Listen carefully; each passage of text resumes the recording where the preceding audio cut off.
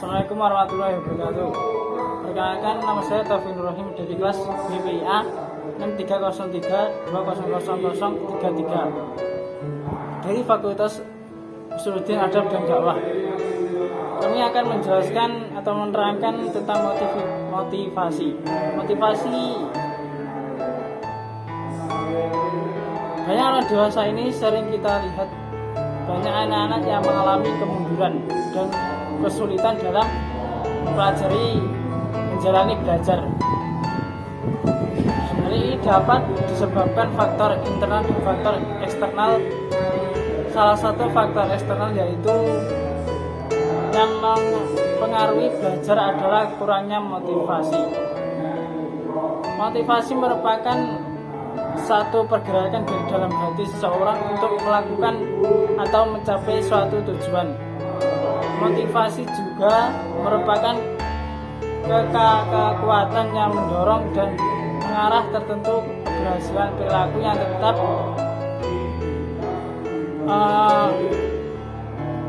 ke arah tujuan tertentu. Motivasi mempunyai peranan yang strategis dan aktivitas belajar seseorang. Tidak ada seseorang pun yang belajar tanpa motivasi. Tidak ada motivasi berarti tidak ada kegiatan belajar. Agar peranan motivasi lebih optimal, maka prinsip-prinsip motivasi dalam belajar tidak hanya diketahui tetapi juga harus diterangkan dan aktivitas belajar mengajar. Pada dasarnya motivasi berfungsi sebagai pendorong atau daya tarik pada seseorang individu untuk melakukan suatu tindakan.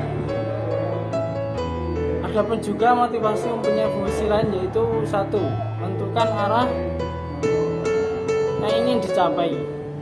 Maksudnya motivasi dapat menunjukkan arah terhadap kegiatan yang dilakukan oleh seseorang individu sesuai dengan tujuan yang ingin dicapai. Dalam hal ini ada dua jenis arah yang bisa dicapai, yaitu arah yang positif dan arah yang negatif. Bisa seperti cita-cita.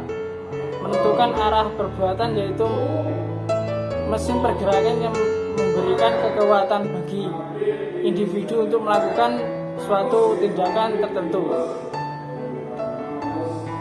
Seseorang yang termotivasi akan menentukan upaya apa yang harus ditempuh agar tujuan semakin cepat tercapai. Fungsi yang ketiga yaitu menyelesaikan perbuatan. Motivasi dapat menentukan perbuatan-perbuatan apa yang harus dikerjakan yang serasi guna mencapai tujuan.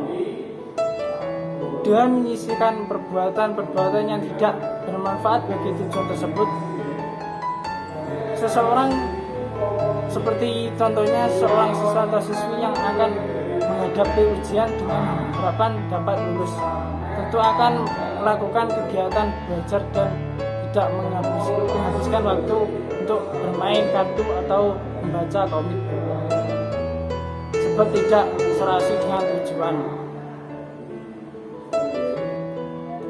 Motivasi juga berfungsi sebagai pendorong usaha dan penyampaian prestasi.